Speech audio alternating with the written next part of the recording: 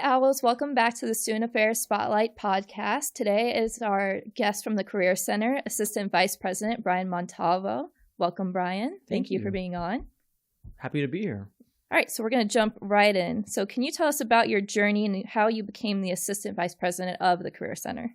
Yeah, it wasn't something I was honestly targeting when I was going through my developmental phases through college. I always knew I wanted to be in the helping professions.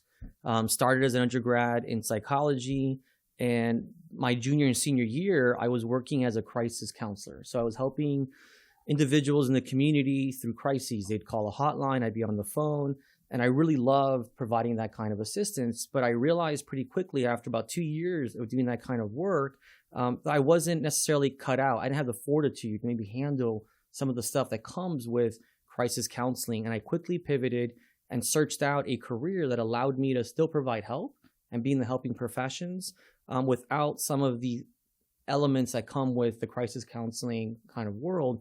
And I found career counseling. I never heard of this profession. I saw someone speak on it. I went, sought more information. And from there, I just kind of went off on that track.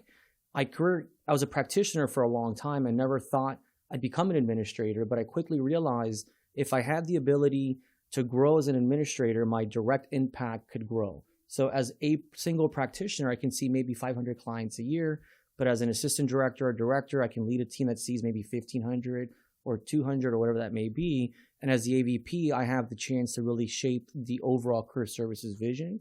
And hopefully the impact is a little bit stronger and the outcomes are a little bit better as well. Very nice. So where did you attend college and what did you study before coming over here? Yeah, I went to Florida State University, so up in Tallahassee. I was an undergrad in psychology with a minor in English and criminology. I have a master's degree in counseling and human systems and an educational specialist degree also in counseling and human systems, both fully specialized in career counseling. And then I went off and became a national certified counselor, a master career counselor, and now I'm also a certified career counselor. Very nice. Okay. So what are your primary goals and responsibilities of your role in the Career Center? There's a lot of them, but ultimately we're just trying to help both students and employer partners just build toward a successful future. There are 4 functional areas to the Career Center. So we're working with 4 very different populations. We're helping students build toward that future, as I've mentioned. We're helping employers develop their talent pipelines, understand their hiring needs, help them develop their workforce, infuse it with as many owls as possible. We're helping faculty engage in this type of work. We have a lot of faculty out in our community who are very excited to bring career readiness into their curriculum. But they're asking questions like, how do I do this effectively? How do I do this in a non-surgical way that's going to allow us to still deliver our curriculum while helping our students advance in their careers? So we're helping faculty. And then we still provide assistance to alumni. So any alumni, whether they're 5, 10, 20 years out, they can reach back out to us and we're more than happy to provide service. And this happens to us on a weekly basis and we welcome it. One other facet, which is probably the most important, there's an internship function. So we're doing 2 different things in the internship space. We're helping our students secure internships. There's nothing more important than them acquiring an internship while they're with us. But we're also helping companies either develop internship programs. We get a call almost every week asking for what we call an internship architect. They want us to go on site. They're either a startup or a mid-sized firm, and they're asking, how do I develop a comprehensive and fruitful internship program? And we've got folks that'll go on site and help them do that. So we're both helping a student gain that experience, but we're also helping companies develop these programs from scratch, which is really exciting work. That's awesome. So what are some of the most significant trends in career development and employment that you've observed recently? It's a big one. It's giant, and there's so many. I have notes on this one because there are so many different trends, and I want to highlight a few of them. I think one that are most prudent and most important to our student body. So one of the biggest shifts I've seen in the past 5 to 7 years is folks kind of moving toward what we call skill-based hiring. So, way back when, it was really a focus on degree and major, and the focus has completely shifted to more about skills. What skills are you bringing to the party? Employers are highly focused on upskilling their workforce, reskilling, and we play a small part in that. We have to understand, what are these skills? What do our students currently possess? And how do we help bridge where they are and where they kind of need to be? AI, I know, is always talked about. AI is big. AI is, in my opinion, is not a negative thing, but it is changing the way we work. It really is. We're seeing it create new opportunities, but it's ultimately, so far, reducing just redundant tasks. So we have to learn how to work with it and not work necessarily against it. And our students have to acquire those skills and understanding while they're with us. Now, there's many layers to AI. And sometimes a student is asking themselves, how deep should I go with it? And it's really about the profession they're pursuing. There's an understanding of AI. There's an understanding how to model it. There's an understanding of how to deep specialize with it, et cetera, et cetera. We're seeing students create what we call a portfolio career with multiple income streams. So they're looking at, I've got this professional role, but I'm looking for a gig job as well. It may be a passion project. So that's been slowly increasing over the years. And I can honestly kind of go on and on and on, but I will end in this case with the rise of just the emphasis on career skills, which at one point they're known as soft skills. So leadership and communication and critical thinking, the need for that to continue to grow is growing every day from our perspective. Mm-hmm. And a big thing you guys do is the career fairs over at the Career Center. Yeah. So for students who are maybe unaware of what that is, what are the career fairs? Yeah, great question. So career fairs are events. We do about 15 every single year. There are an array of these. It's essentially a opportunity for a student to meet with a company face-to-face versus having a cold online application. So we're going to bring over 1,000 unique companies on our campus every year. They're going to be organized in a large space like Campus Rec or the Student Union. We do an all majors fair called the FAU Career Fair. This fair will bring 140, 150 companies. Students have a chance to walk around, present themselves, have their elevator pitch ready, and actively apply. There are multiple examples of students walking away with an offer or a really hot lead at the job fair. The job fairs, they range from very large ones to very specialized ones in accounting and finance, technology. There's one happening pretty soon around technology. There's a nursing fair, etc. And then towards the end of the year, around May, we coordinate with all the other SUS schools, all the universities in Florida, and we do a statewide job fair. It's a chance for students who have not yet secured employment to then now go to the Orlando area or virtually and really interact with even more companies across the entire state of Florida. So it's just a great way to network in a very real way and face-to-face and learn about what's happening. If I were to ask students today, name every company that's in our backyard, they're going to fall short. If I were to ask our faculty or some of our employees, can you name the 5 largest companies in our backyard? I don't believe many would be able to do that. But walking into a fair, you quickly realize what's in our backyard, and it's incredible. It's super rich, rich in terms of the amount of opportunities that are available to us. We're lucky that we're physically on 3 major counties, or really 2, but a stone throw from a third one, which provides a lot of access to industry. So what do the job fairs do? Well, it creates a bridge. We bridge that industry. We bring them physically on campus to make it a little bit easier for our students on their home turf to interact with these companies. That's awesome. Career fairs, they can also be very overwhelming for students. Sure. They can be nervous. Sure. What's some advice you would give to them if they're kind of having that scary feeling when they walk in there? Yeah, I mean, I would honestly give almost counterintuitive advice first and then provide that advice. A lot of students wrongfully think, I'm going to go to a job fair when I'm a senior and I'm ready to graduate. And I'm going to say that's probably too late. So the first advice I would give is come early. So come your freshman year. There are actual career fair tours that we host. So the Career Center staff are there to walk a student through a career fair, talk to them about what the experience is going to be like, show them kind of the ins and outs to help reduce some of that anxiety that you're talking about. The other biggest mistake, which we'll talk through as an opportunity and advice, is students should not walk into a job fair cold. You shouldn't walk in and say, who's here? What are they offering? There's a lot of pre-work that has to happen even before you walk through those doors. So every company that's coming to a job fair, they're listed in Handshake. It shows who they are, what they're hiring for. They have it by industry and major, etc. There is a lot of homework that they need to do. Now, this homework can be done with the career coach at our center. They can walk in and build out a career action plan. Here's who you're going to target. Here's who you may want to talk to. But you've got to approach them with some information. Going to a booth and saying, hi, I'm Brian, and I don't know what you do, but you seem interesting, which some students tend to do, is a completely wrong turn. Instead, you should approach your booth and say, hey, I'm aware that you are XYZ company, and I've noticed you're working on these initiatives. Here's who I am.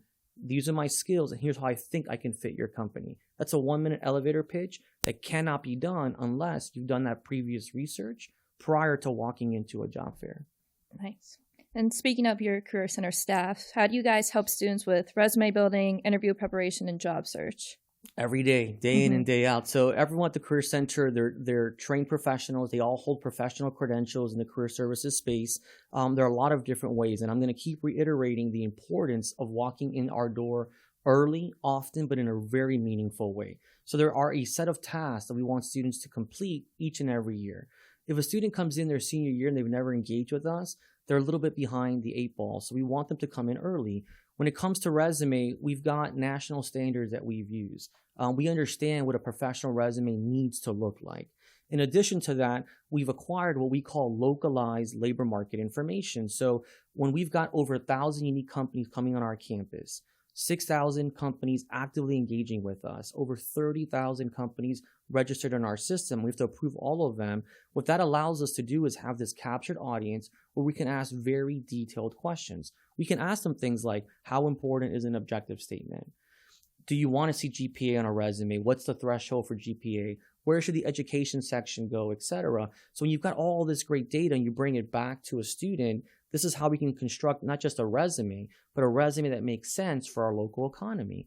Why does that make sense? We know most of our students are going to stay in our backyard. They're going to stay in Paradise, and that makes sense. So if we already know this, then why aren't we tapping into that employer kind of knowledge base and then bringing it back to our students? A student can just drop in, bring up resume. We'll start to pen it all over. We've got AI tools that'll also help to kind of give them a competitive edge with their resume. So we have a great tool called JobScan, specifically for the resume. A student can essentially upload their resume, upload a job they're applying to. AI will do its thing.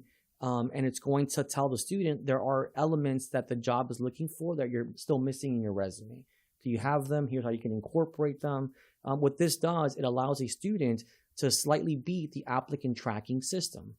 Most resumes go into an applicant tracking system, an ATS, and at that point, a human eye may or may not see the resume. But by doing these key elements that we help with, the chances of passing the ATS are a lot higher.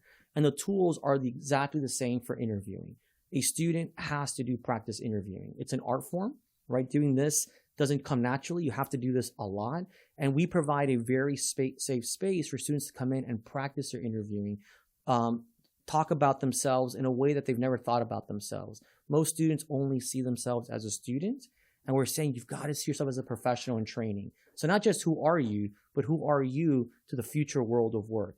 How have your experiences shaped who you are, who you're going to be, and how do you articulate that? There are so many tools. You can do it live. There's an AI tool that will also assess you. It'll count your vocal fillers like the ums and the likes. It'll talk about how you're breaking eye contact, how you're underselling, overselling.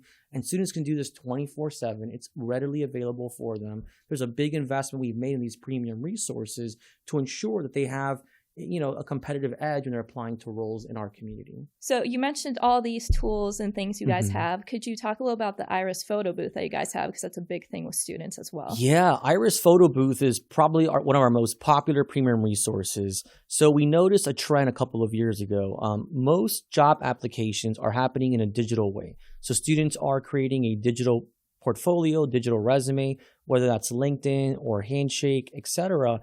And we were noticing a clear deficit. The first impression typically in these resources or these job search agents were their picture, their professional headshots. And we were noticing a lot of them didn't have a professional headshot. They were mostly using either their prom picture.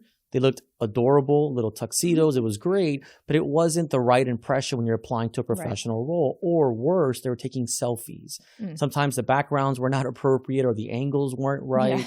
So we needed to invest in something that gave these students a chance to have an affordable, free professional headshot. And Iris came in. So Iris is a freestanding photo booth that allows our students to get high definition resolution photos. It allows them to remove blemishes and whiten teeth, but most importantly, it gives them a chance to take pictures every year as they progress so they can look the way they look and really present themselves in the most professional manner. If you were to go online, my own headshot is an Iris headshot, And again, today, it's probably our most popular premium resource. And for students who may not know, do you have to schedule an appointment for Iris or you just walk in? That's a great question. So for a headshot, you can just walk on in and say, I want to utilize Iris. Iris is always there. We also bring a live photographer to every job fair. So if you're like, Iris is cool, but Iris is a machine. I want that human touch, that human element. We still offer that. Every job fair, there's going to be a professional person there. You're going to a job fair, you're dressed professional, you're in the tie, you're looking great. Why not take a headshot as well? Now you've got a portfolio of multiple headshots at your disposal. Awesome. And to wind down a little bit, so what has been the most rewarding part of your career in career services? Oh my God, there's so many. So I think for us, the most rewarding thing, especially for me, is finding a student, meeting a student who is completely lost. They don't know where to start. They don't know where to go. There's a lot of anxiety. There's a lot of uncertainty. And then they walk through our process, right? They're going through our career timeline. They're utilizing our resources, programs, and services, and they have that aha moment. And we get a call or we get an email. Typically it says, hey, I use your services. I met with you several times. I've landed not a job, but in a role that can really become a fulfilling career.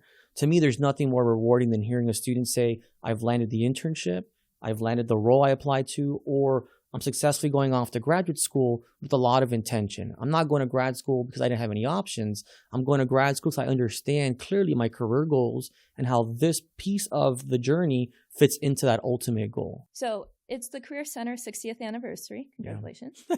So what does the future hold for the Career Center? There's a lot. It's an exciting year for us. I mean, 60 years of continued services is just a great kind of milestone to reach. So this year we will host a celebration.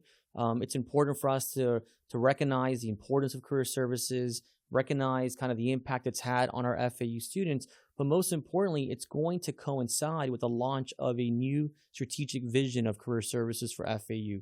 There are 10 strategic priorities that we want to address and hit over the next 5 years. So the nice thing about the 60th, it's really pushed us to do really two things. One, we're going to modernize our space to really allow us to serve even more students. There are 21,000 or so unique students engaging with us every year. We want that number to continue to grow. So the modernization of our space is really going to allow for that. And I love the fact that the modernization is going to coincide with our 60th anniversary, as well as a strategic vision for the next 5 years, what we're calling Career Services 2030. So that should come out soon, later this year. We're super excited. We're being extremely intentional. We're listening to all of our partners. And I think the next 5 years are only going to help us continue to grow and become what we consider ourselves to be already the most career-centric institution in the state of Florida and honestly in the region. Nice. And last question. I know you're really big into books and reading. Sure. Any books you would recommend to students just going through their college journey or maybe in this career path right now, trying to figure things out? Yeah, there are several books. So we use CIP theory to kind of guide our practice. I would not recommend reading our theory book, but our practitioners definitely have to. There is a distilled version of this that provides a lot of good career direction. So one of the most hallmark books in our field is a book called What Color is Your Parachute by Richard Bowles. And everything I've described is covered in that book from chapter 1 to chapter 14. So we'll talk about how to build that first resume, how to interview, how do you negotiate salaries. All the elements of career readiness are built into this book, but they've written it in a very digestible way, and it comes out every single year. There's another great book called From College to Career that just had a second run. Similar in terms of its aspect to help with the career pieces. The only difference is this other book talks a little bit more about how do you set up some of these pieces while you're in college. So how do you understand your skills? How do you gain these experiential learning activities or experiences? How do you build your portfolio now as a college student to have a lot more success in that first role? Awesome. This was all very informative. Thank you so much for coming on. My pleasure. Anytime. Appreciate it.